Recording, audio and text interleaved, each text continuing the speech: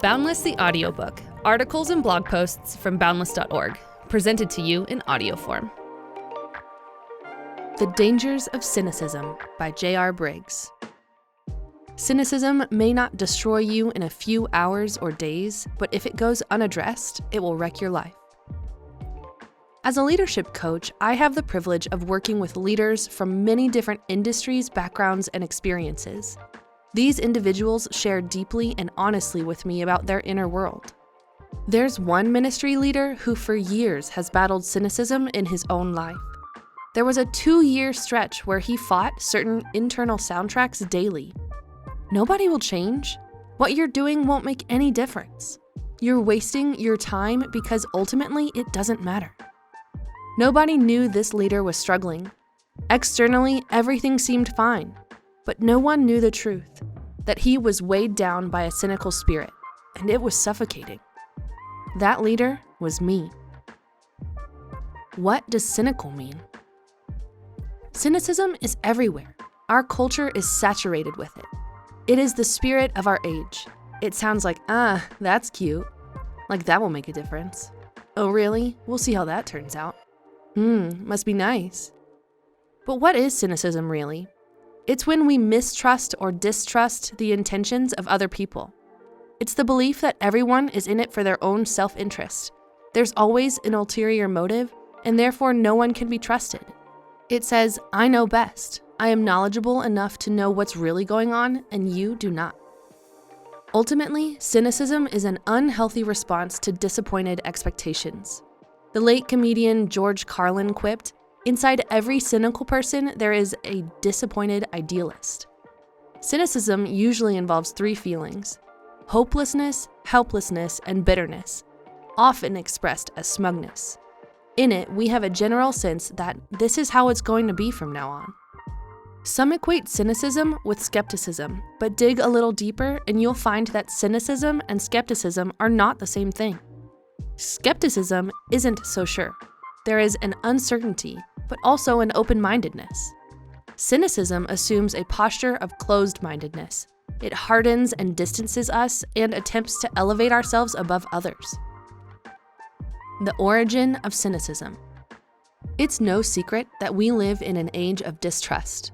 Scandals and corrupt institutions, misinformation, disinformation, AI-generated images, and intentionally false messages created by endless bots.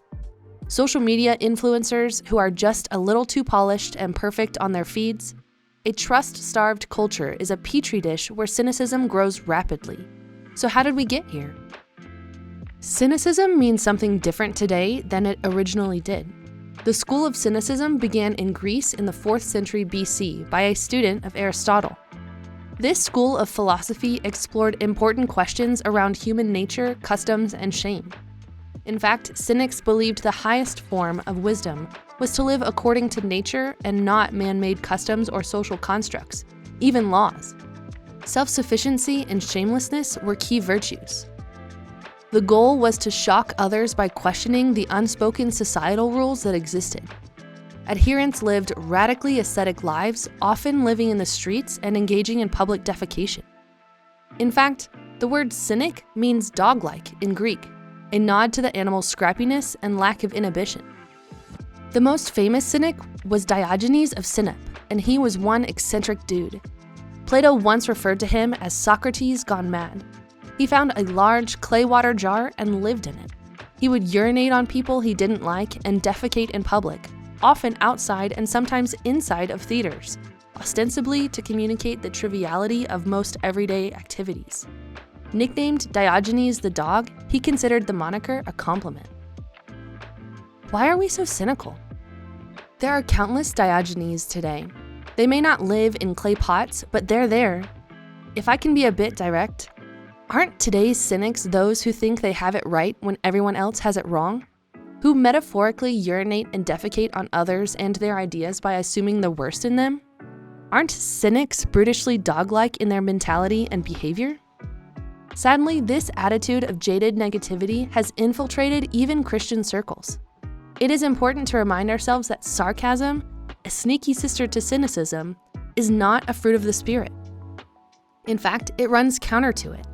I think it's fair to say that most, if not all of us, have struggled with being cynical at some point in our lives. But most of us are not aware of just how pernicious it can be to our souls and our relationships. What makes cynicism dangerous is it doesn't pounce or whack you over the head. Instead, it grows slowly and creeps. If gone unchecked, it can overtake us entirely, like kudzu.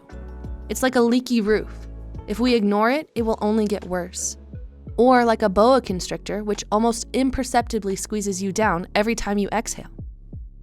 Cynicism may not destroy you in a few hours or days, but if it goes unaddressed, it will wreck your life. Cynicism kills joy, erodes hope, and robs us of the privilege of giving others the benefit of the doubt. To be cynical is to choose to be distant. We see examples of cynicism in Scripture. Satan's first interaction with humans implanted their minds and hearts with cynical questions about God. Did God really say that? Genesis 3, verse 5. The Israelites grew cynical toward God while wandering in the wilderness. Jonah's temper tantrum was laced with cynicism. Is cynicism sin? Well, what's behind cynicism is pride, and pride is the very thing driving all sin to begin with. It's that ultimate sense that I know better than God and I will live my own way. So yes, if cynicism is pride and pride is sin, it must be addressed, fought, and rooted out. If not, the toxicity will kill our relationships, our churches, and even our experience of God's love.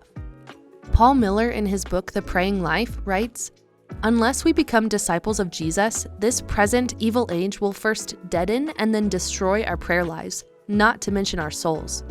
Our only hope is to follow Jesus as he leads us out of cynicism." How to stop being cynical. How do we let Jesus break our cynical spirits? We choose to live differently, which takes intention on our part. We fight diligently and constantly against apathy, smugness, and pride, and instead root our hearts in love, joy, and hope. But what does this look like practically? There are two concepts Jesus taught that must be held in tension.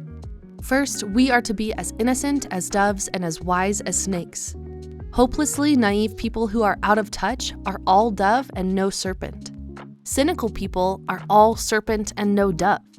Jesus says we must be both, holding reality and hope together in healthy tension.